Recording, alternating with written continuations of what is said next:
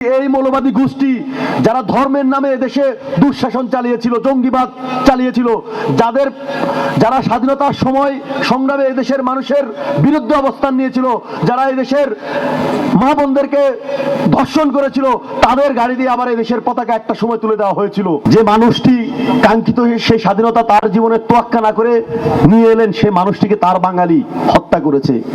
যেখানে পাকিস্তানের হানাদার বাহিনীরা হত্যা করার সাহস দেখায়নি, যেখানে ভুট্টোরা হত্যা করার সাহস দেখায়নি, সেখানে এই দেশের মানুষ যারা এদেশের মুক্তিকামী মানুষের নেতাকে হত্যা করেছে, বাংলাদেশের তৎকালীন সামরিক বাহিনীর কিছু সদস্য, যেখানে সরাসরি প্রত্যক্ষভাবে সহযোগিতা করেছিল মেজর জিয়াউর রহমান। শুধু দেশি শক্তি নয়, দেশি ষড়যন্ত্র নয়, সেখানে দেশি এবং বিদেশি উভয় ষড়যন্ত্রের কারণেই এই হত্যাকাণ্ডটি সংঘটিত হয়েছে। আমাদের বিদেশি শত্রু কারা? যারা ৭১-এ বাংলাদেশকে স্বাধীনতা দেয়নি, দিতে চায়নি, যারা ৭১-এ বাংলাদেশের বিরুদ্ধে সপ্তম নভর পাঠিয়েছিল, যারা বাংলাদেশের সাধারণ নিরীহ মানুষকে হত্যা করার জন্য পাকিস্তানকে অস্ত্র দিয়েছে, গোলাবারুদ দিয়েছিল, তারাই বাংলাদেশের বিরুদ্ধে অবস্থান নিয়েছিল। আপনারা জানেন ২১শে আগস্ট গ্রেনেড হামলার মাধ্যমে জাতির পিতার কন্যাকে হত্যার যে অপচেষ্টা করা হয়েছিল, তখন সেদিন আওয়ামী লীগের নেতৃবৃন্দরা মানব ঢাল তৈরি করে বঙ্গবন্ধু তনয়ের দেশরত্ন শেখ হাসিনাকে রক্ষা করেছিলেন।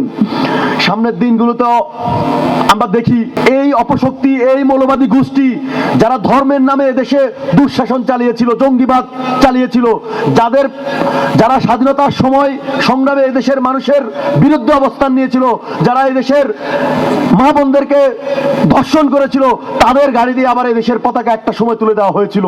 যারা তুলে দিয়েছে তারাও এদেশের পক্ষের লোক নয়, তারাও এদেশের বিরুদ্ধের লোক। তাদের জন্ম হয়েছিল এই ক্যান্টনমেন্টে, বুলেটের সামনে বুক পেতে আমাদের মুক্তিযোদ্ধাদেরকে হত্যার মাধ্যমে এই বিএনপির জন্ম হয়েছিল।